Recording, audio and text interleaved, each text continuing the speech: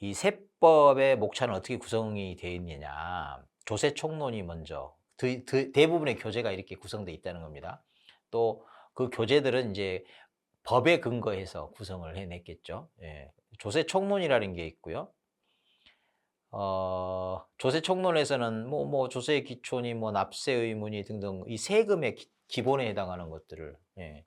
근데 기본의 기본은 뭡니까? 왜 세금을 물어야 되느냐? 왜 부과하느냐 하는 거 아니겠어요? 네. 그 다른 어느 영상에서 말씀드렸는데, 국가가 감당해 준 몫이 있기 때문에 우리가 어떤 소득을 가질 수 있고 건물이라도 가질 수 있고 뭔가를 얻어서 자동차 타고 다닐 수도 있고 그런 거 아니겠습니까? 그러니까 국가가 국방을 위해서건 기본 교통편을 위해서건 이미 깔아 놓은 게 있어서 그 국가나 또는 지자체가 그 일을 위해서 걷어들일 돈이 필요한 거죠. 그래서 과세가 되는 거니까 세금에 대해서 너무 억울해할 일은 아닌 것 같아요. 예. 취득세, 그다음에 등록면허세. 사실 등록면허세는 취득세와 함께 그랜드하게 부과가 되죠. 등록면허세만 따로 뗀다. 떼서 부과한다는 건 사연이 있어서 그래요. 취득세에 달라붙어서 함께 과세할 수 없는 형편들이라는 게 있거든요. 이 지점까지만. 어떤 사유가 그러냐, 어떤 상황이 그런 상황이냐 하는 건 세법 들어가서 공부하게 됩니다. 일단 요거 중요합니다. 지금 지방세, 지자체에서 걷어들이는 세금으로는 지금 세법에서 다루는 게 세 가지다. 근데 크게 보면 두 가지다. 취득세가 있고 재산세가 있고 등록면허세가 있는데 특별한 경우 외에는 취득세와 함께 부과된다. 여기까지. 그리고 국가에서 부과하는 국세, 요게 이제 종합부동산세. 네가 땅을 또는 건물을 가지고 있는데 전국에 얼마나 토탈 가지고 있느냐. 이래서 부과를 해야 되니까 국세여야 하지 않겠어요. 그러니까 재산이 있는데 지자체에서 개별로 세금을 부과할 때는 재산세인 거고 지방세로서 이걸 완전히 토탈섬 내 가지고 너는 가진 게 많으니 세금 부과한다. 이렇게 해서 별도로 국가에서 부과하는 게 종합 부동산세죠. 어떻습니까? 취득세, 재산세, 도구세. 취득세는 특광도세라고 하고 자치도는 늘 스스로 모든 세금을 과세하기 때문에 굳이 언급할 필요 없는 거죠. 그래서 위에, 그 다음에 아래 재산세요. 그리고 등록면허세는 취득세와 함께 붙어 다니기도 하고 간혹 떨어지기도 하고.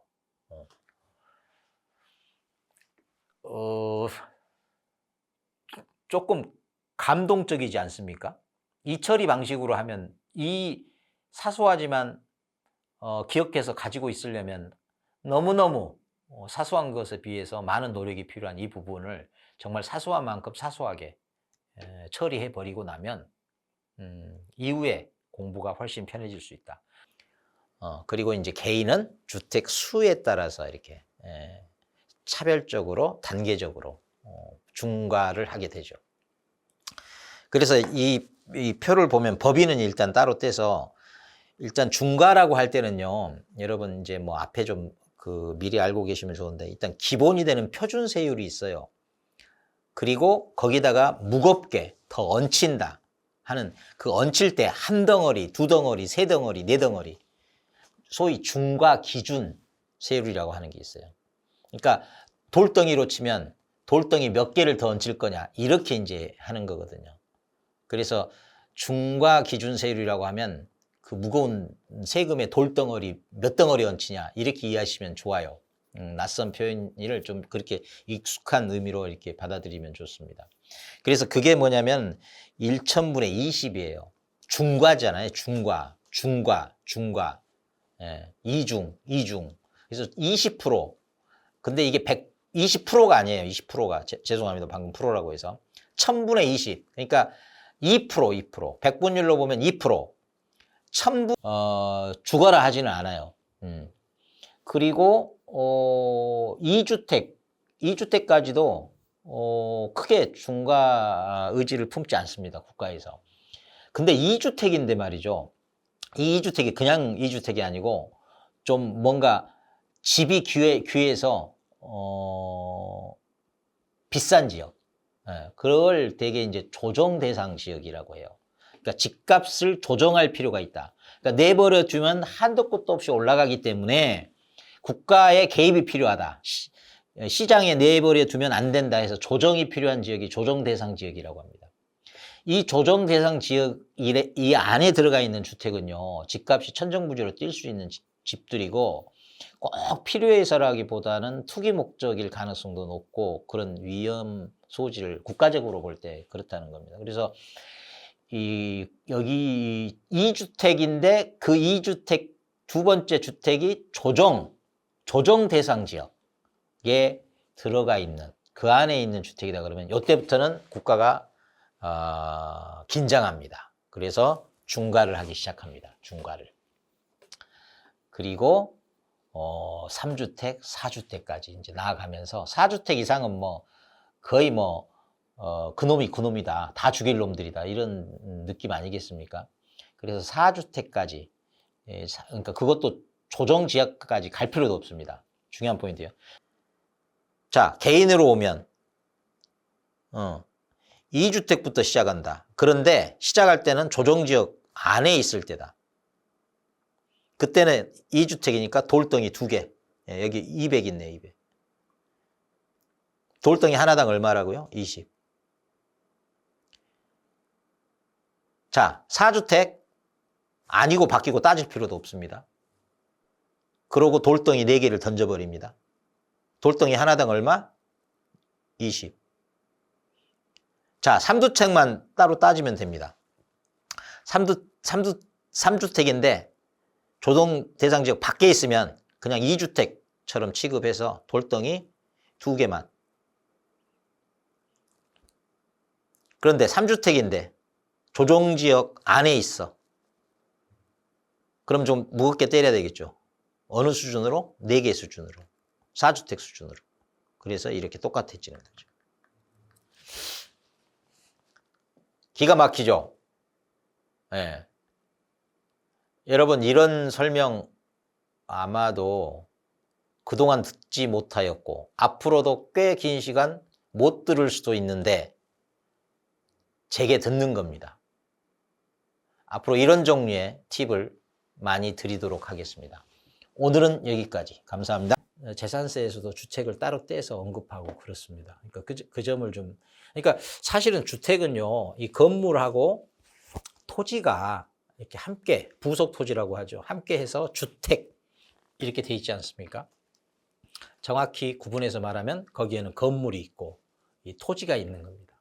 그런데 주택을 우리가 언급하거나 과세를 할 때는 하나로, 통으로 해서 과세를 한다. 이런 것도 누가 특별히 얘기를 안 해주면 덩달아서 애매한 상태로 가지고 있어서 다른 곳에서 공부를 할 때 좀 헷갈려들 하시더라고요. 일단 여러분 상속은 뭡니까? 여러분 상속을 받으면요, 모든 것이 그러니까 빠짐없이 심지어 그 피상속인, 내가 상속받으면 난 상속인이고 상속해 주는 사람을 우리는 피상속인이라고 해요.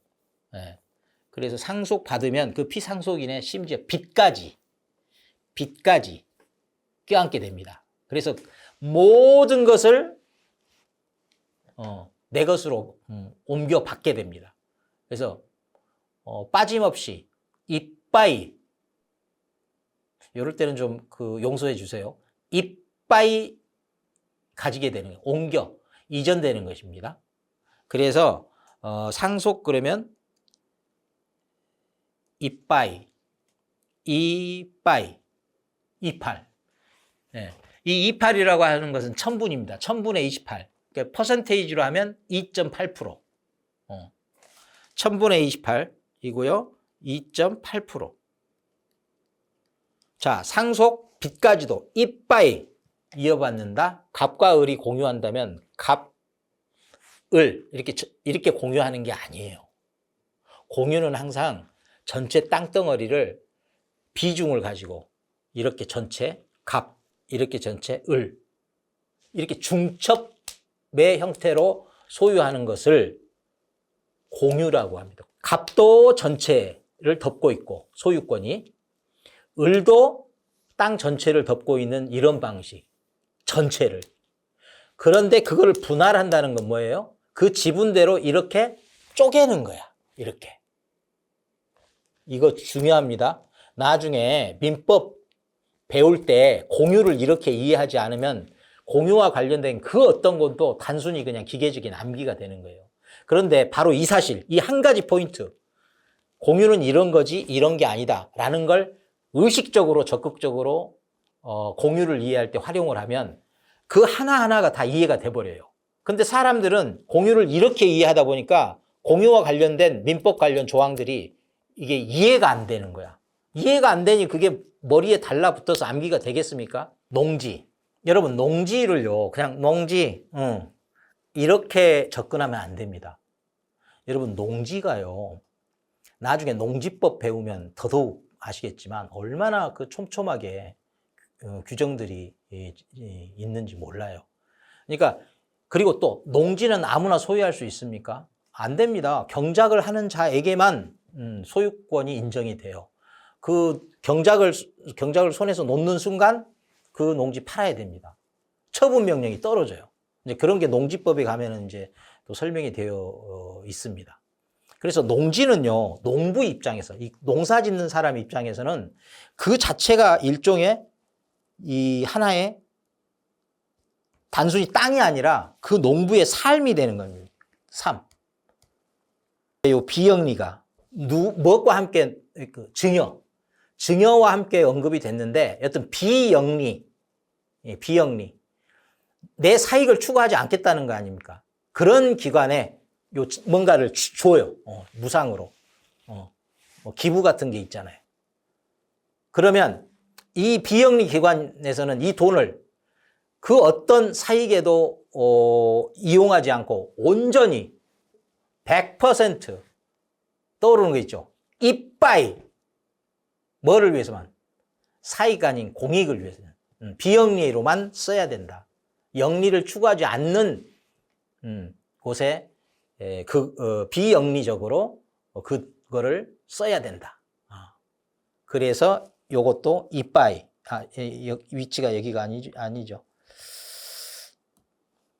비영리 또 이빠이. 1000분의 28 퍼센테이지로 2.8%. 자꾸 그 1000분을 말하고 100분을 말하고 하는 것은 시험에 1000분으로도 나오고 100분으로도 나오고 그래서 자꾸 익숙해지는 게 좋을 겁니다. 그래서 이렇게 하면 이 취득세 표준세율, 아니 이 표준세율조차 자꾸 헷갈리면 나중에 가서 특례 세율, 그다음에 중과세율 이거 어떻게 합니까? 그리고 이 표준세율은 사실은 여러분 아실지 모르겠지만 취득분하고 등록분이 예전에는 따로따로 했는데 이걸 묶어놓은 거예요. 취득세를 낼 때는 이 등록할 때 내야 할 등록세까지 함께 패키지로 내라. 이렇게 된 겁니다. 예컨대 이 유상 경우에는 이 취득분은 기본적으로 1000분의 20입니다. 2%. 그러면 이 2%를 제하면 여전히 2%가 남죠. 증여 같은 경우는 어떻게 됩니까? 2% 빼면 1000분의 20을 빼면 1000분의 15가 남죠. 바로 그 1000분의 15가 등록분, 2%가 취득분 이렇게 되는 겁니다. 그러면 나중에 특례세율을 공부할 때 요 20이 빠지는 경우가 있고 요 20을 빠지는 경우고 20만 과세하는 경우도 있고 이렇게 해서 특례 두 가지가 나오는 겁니다.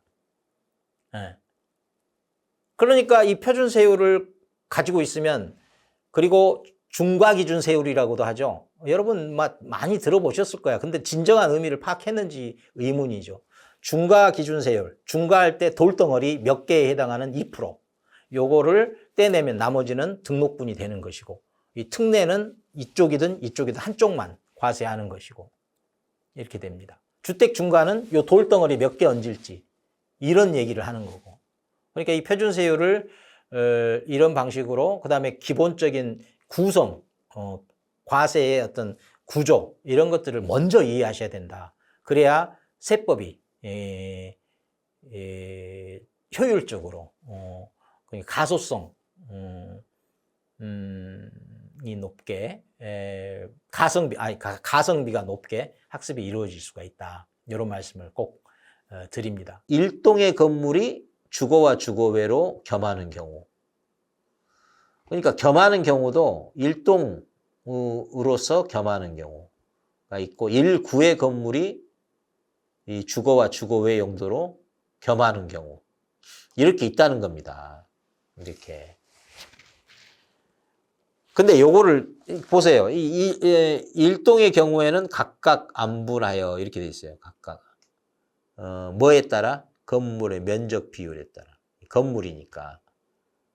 근데 구의 경우에는 주거용으로 사용되는 면적이 50에 이르면, 이상이니까. 이상이나 이하는 다른 표현으로 바꿔서 이해하고 암기하는 게 좋아요. 늘 헷갈리니까. 그러니까 구인데 100분의 50에 마침내 이르면, 이런 느낌으로 이상이라는 걸 받아들이면 좋아요. 법에 이상도 있고 이하도 있고 초과도 있고 미만도 있고 이러는데, 그 문맥 안에서 느낌을 살려서, 그러면 이게 헷갈림이 최소화됩니다. 이거 보통 그 접근을 할 때 아마 일동이 아니면 일구고 일구 아니면 일동인가 보다 이렇게 접근을 해요. 아닙니다. 그렇게 접근하면 애초부터 이제 잘못 들어서는 거야. 사실 일동이라고 할 때 관점하고 일구라고 할 때 이 관점이 달라요. 그러니까 이 관점으로 볼 때 충족이 되면 동이라고 말할 수 있어. 이 관점에서 볼 때 그 조건 충족이 되면 구라고 볼 수 있어. 이런 겁니다. 화면을 조금 키워보면 이렇게 키울 수 있겠는데, 이거 보세요. 여기 이렇게 일단은 건축물 대장상 하나로 등재된 건물, 이러면 일동이래요. 그런데 일구는요, 단일한 물리적 구조. 그러니까 일구는 물리적인 공간 구조가 단일하냐, 이걸 따지는 거예요. 아파트라도 복층은요, 계단으로 위아래가 연결이 돼 있잖아요. 하나의 공간처럼 구조상 만들어 버렸잖아요. 하나의 공간으로 활용하라고 나온 게 복층이잖아요. 그러니까 그 경우는 아래층과 위층이 일반적으로는 따로 공간적으로 분리가 되어 있지만, 하나로 뚫어서 공간적으로 분리가 되거나 연결이 되거나, 이 복층 같은 경우는 완전히 뚫어서 계단을 만들어서 이렇게 이제 공간적으로 하나가 되어 있다. 그래서 그렇게 되어 있다라는 조건이 충족이 되면 일구가 되는 겁니다. 그리고 일동은요, 일단 하나의 단일 이 건물로 등재가 돼 있어. 등재가 돼 있다는 등기가 돼 있다는 거겠죠. 건축물 대장에 등재가 돼 있다는 뜻이겠죠. 여기 건축물 대장상. 그리고 이 건물에 대해서 소유권의 상황은 어떤지는 등기부를 보면 알겠죠. 여튼 건물이 하나의 건물이다라고 이름이 올라 있는, 사람으로 치면 주민번호가 부여된 이제 이런 건물이다. 아파트 동 생각하면 돼요. 요게 이제 재산세 세율 종합입니다. 뭐 온갖 게 다 그냥 취득이다 이렇게 얘기하는데, 여러분 의외로 재산세는 간단합니다. 토지 있죠? 건물 있죠? 요 두 개가 한 쌍인 주택 있죠? 그다음에 요게 특별히 도시 지역에 위치하고 있으면 도시 지역분 살짝 얹히고요. 집은 아니지만 저 바다 위를 떠다니는 집 같은 집 아닌 집. 이 뭐요? 선박이죠. 하늘을 떠다니는 집 같은 집채만한 그게 뭐예요? 항공기. 그러니까 재산세는요.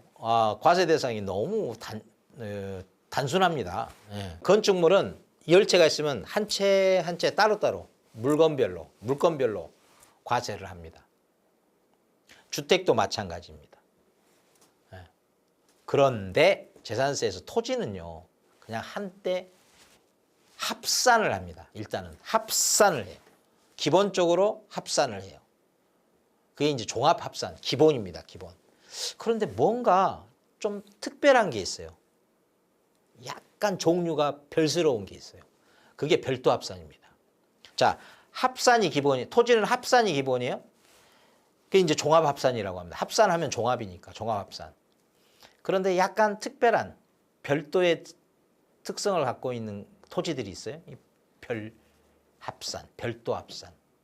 그 다음에 완전히 합산과는 거리가 있는 합산 안에 완전히 먼저 떼어놓고 생각하는 분리과세. 그러니까 분리과세는 주택이나 건축물처럼 하나하나 과세를 합니다. 그러니까 토지의 기본적인 합산 구조하고는 다르게 건축물이나 주택처럼 별도로 하나하나 분리과세하는 겁니다. 건축물은요. 일반 건축물 물론 천분이에요. 건축물이라는 게 뭡니까? 벽돌을 쌓아 올리는 거잖아요. 이어 올리는 거 2.5 이어 올리는 거 건축물 2.5 기억하기 쉽겠죠. 그런데 1000분의 5짜리가 있어요. 1000분의 5. 이게요.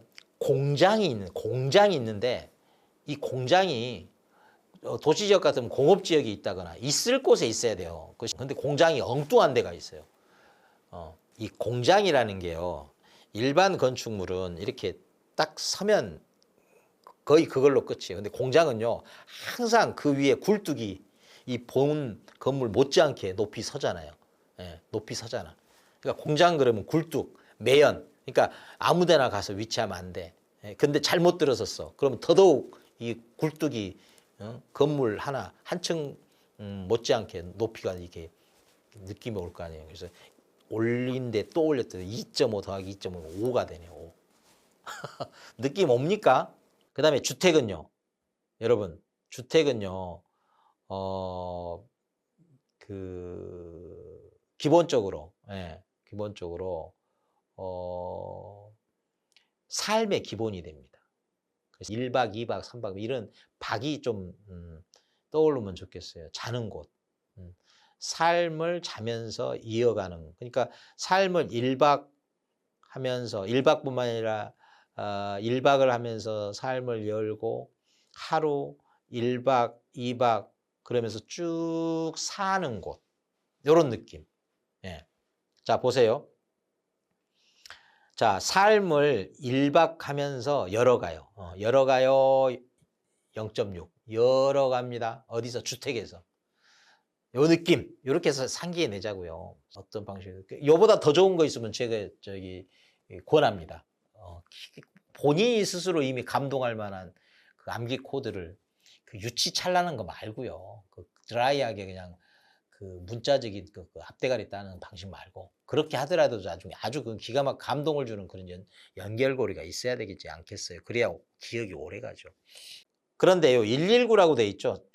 119. 예. 1세대 1주택 9억이야. 119. 119 하면 뭐예요? 구조잖아요. 구조. 그러니까 이 119는 그 주택 중에서도 좀 구조, 보호를 좀 해줘야 돼.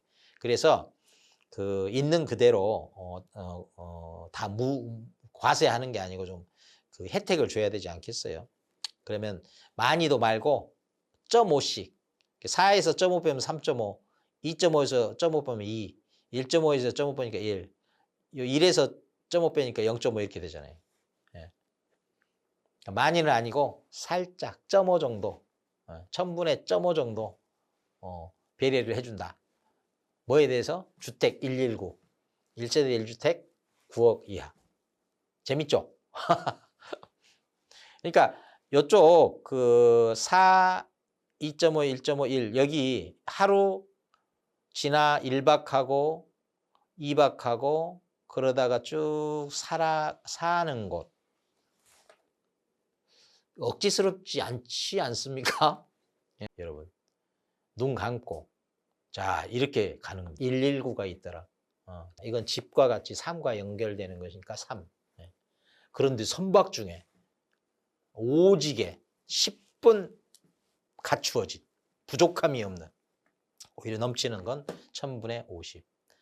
비슷하게 세게 먹이는 죽어라 하고 먹이는 게 40이 있는데 그거는 그 분리과세 그러니까 그 합산도 아니고 아예 따로 떼내서 특별 대우 해준다는 거 아닙니까? 그 다 3이. 예. 놀리는 거 딱 놀리고 그냥 내버려 두고 혼자 오락하면서 즐기면서 삶을 이어가는 5, 3이 족속들은 그냥 그 토지를 종합해 버린다는 거죠. 예. 주택 삶하고 연결돼 있다고 그랬어요. 예. 예. 하루하루 1박 1박 1박. 예. 그러면서 하루를 열어가면서 이렇게 살아가는 3, 1.5, 6천 이렇게 기준점을 잡고 예.